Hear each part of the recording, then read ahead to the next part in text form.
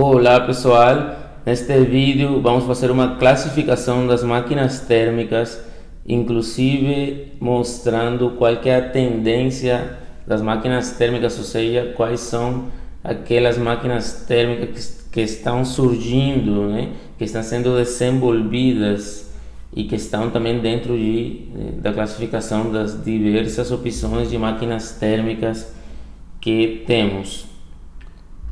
Quem fala aqui é o professor Felipe Centeno e nesse slide já aparece meu e-mail felipe.centeno@ufrpe.br. Caso surgir alguma dúvida neste vídeo ou algum comentário, vocês podem enviar para esse e-mail felipe.centeno@ufrpe.br.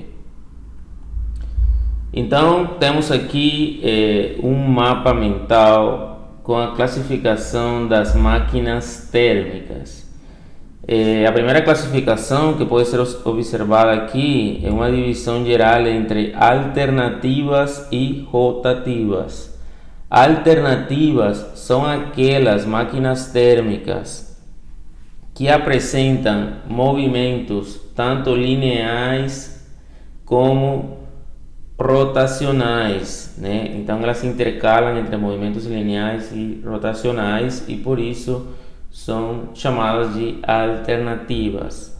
Já o outro conjunto são as máquinas térmicas rotativas, também conhecidas como turbomáquinas térmicas, e são aquelas que têm movimentos puramente rotacionais.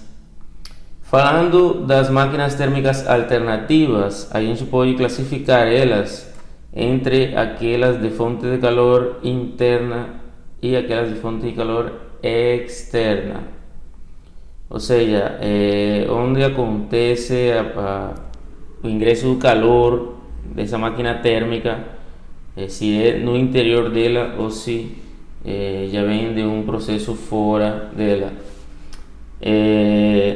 Lembrando que as máquinas térmicas são aquelas máquinas capazes de transformar calor em trabalho.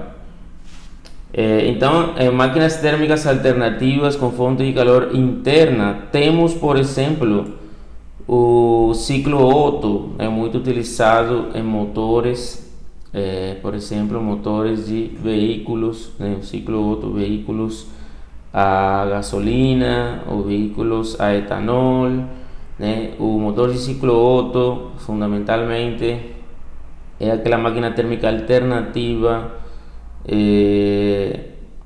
que segue os detalhes do ciclo Otto, logicamente que não serão apresentados aqui, e que também utiliza a faísca, né, como uma característica ali que faz a diferenciação com outro ciclo de máquina térmica alternativa de fonte de calor interna, que é o ciclo diesel, né? O ciclo diesel ele não utiliza a faísca, né?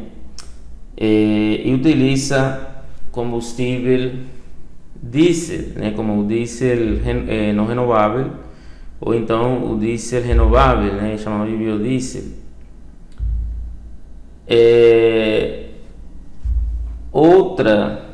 Outras máquinas térmicas alternativas com fonte de calor interna são esses ciclos aqui, que são o ciclo Miller e o ciclo Atkinson. Eles são fundamentalmente modificações do ciclo Otto que tentam aumentar a eficiência do ciclo Otto. Inclusive é importante observar aqui que eu marquei aqui com essa cor aqueles ciclos ou aquelas máquinas térmicas que estão sendo a tendência atualmente. Daqui a pouco vamos falar porque eles estão sendo tendência. Temos também máquinas térmicas alternativas com fonte de calor externa, por exemplo, o motor Stirling, né? O motor Stirling, fonte de calor externa. Também conhecido, né, como motor de combustão externa. Entre as máquinas térmicas rotativas, a gente pode classificar elas como aquelas movimentadas com vapor e aquelas movimentadas com gás. Aquelas movimentadas com vapor temos de fonte de calor externa, né? Porque primeiro foi produzido o vapor em alguma caldeira, por exemplo, e depois foi utilizado lá na parte do ciclo que gera o trabalho, né? Então eu vou considerar aqui como fonte de calor externa, porque está fora do equipamento que gera trabalho, por exemplo, fora da turbina. Mas se considerar o ciclo completo, também poderia ser considerado que está dentro do ciclo também essa fonte de calor. Mas aqui foi considerado como fora do ciclo, né? Fonte de calor externa.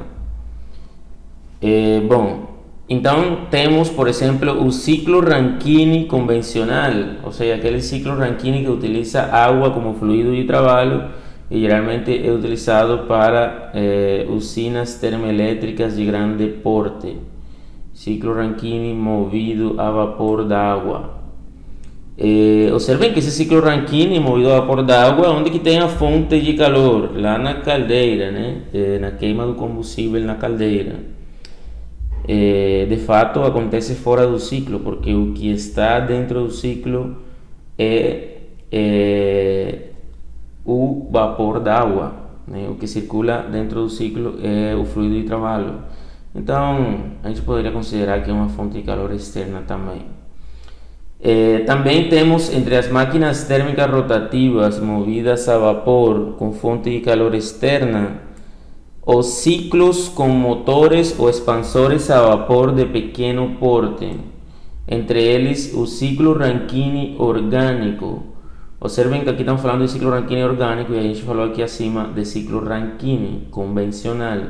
A diferença fundamental entre eles é que o orgânico utiliza um fluido chamado orgânico, enquanto que o convencional utiliza água pura.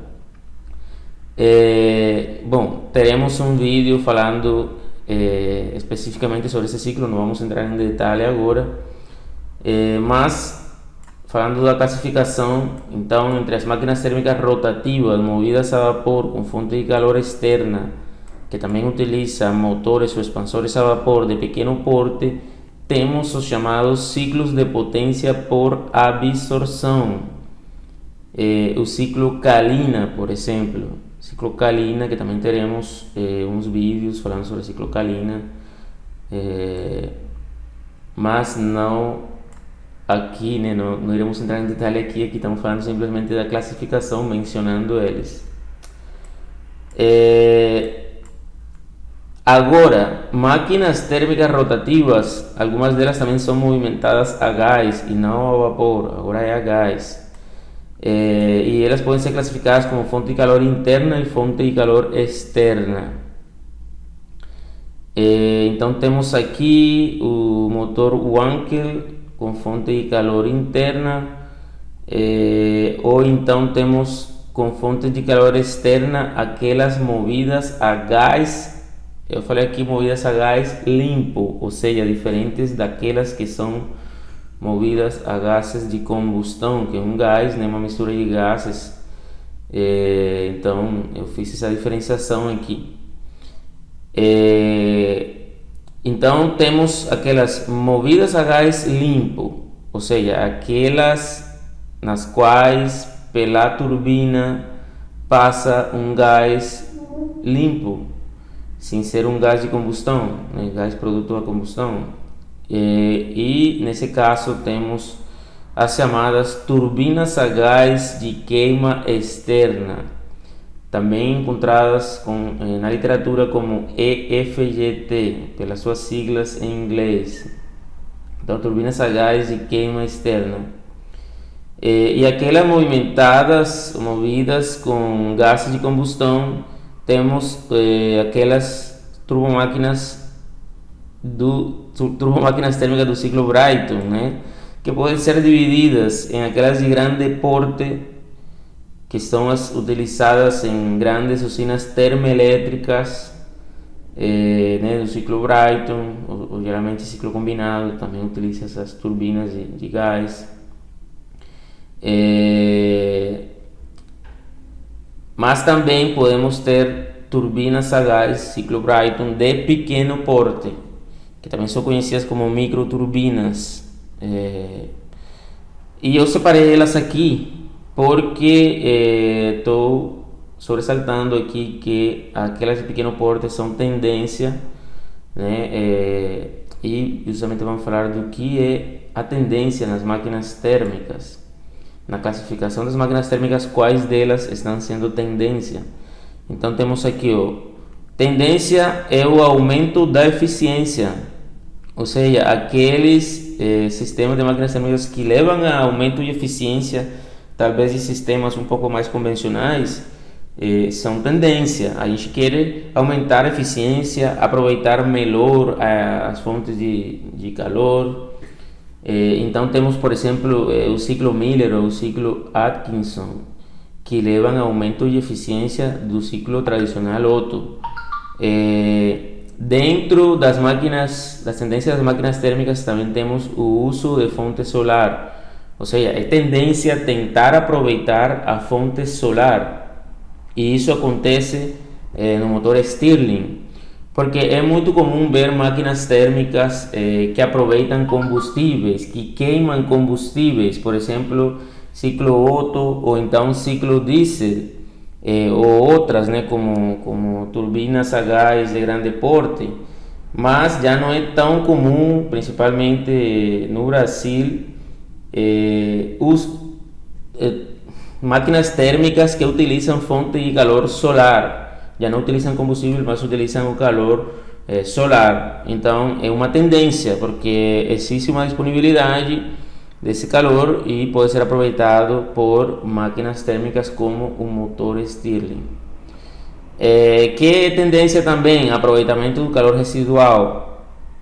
Acontece que nos inícios, né, a primeira revolução industrial, até hoje, né, talvez em muitos países, principalmente subdesenvolvidos, a preocupação não era muito a questão da eficiência, a preocupação era mais com que aquilo funcionasse, né?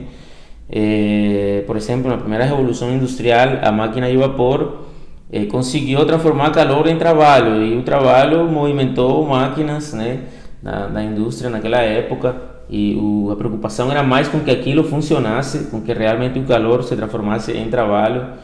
Mas a tendência agora é aumentar a eficiência, e isso implica o uso de calor residual, né? Porque muitos processos têm calores residuais, muitas vezes de baixa temperatura, que é o que está falando aqui, que também é tendência. E se a gente conseguisse aproveitar esse calor, seria um calor que não seria, né, jogado fora ali, desaproveitado. E então, se a gente conseguisse utilizar esse calor, seria melhor ainda, né? Aumentaria a eficiência. Mas para conseguir aproveitar esse calor residual, a gente precisa de máquinas térmicas específicas, né? Por exemplo, o ciclo Rankine convencional, ele trabalha com altas temperaturas para evaporar a água, para aumentar a pressão da água a grandes pressões, né, que gerem uma potência maior na turbina de vapor, né? Então, o ciclo Rankine convencional não serviria para isso, para aproveitamento de calor residual. Mas, então, existe uma tendência de criar máquinas térmicas, por exemplo, o ciclo Rankine orgânico, o ciclo Kalina, que aproveitem calor residual ou calor de baixa temperatura, que sejam capazes de aproveitar esse tipo de fonte de calor. Então, como vocês veem aqui, existem diversas máquinas térmicas, são diversas alternativas, e algumas aqui estão sendo apresentadas como tendências atuais, principalmente, né, bom, no mundo todo, mas particularmente no Brasil é importante trazer essas tendências, né, porque em alguns países pode estar mais desenvolvido essas tecnologias, mas a gente já tem que começar a trazer e a estudar elas aqui também.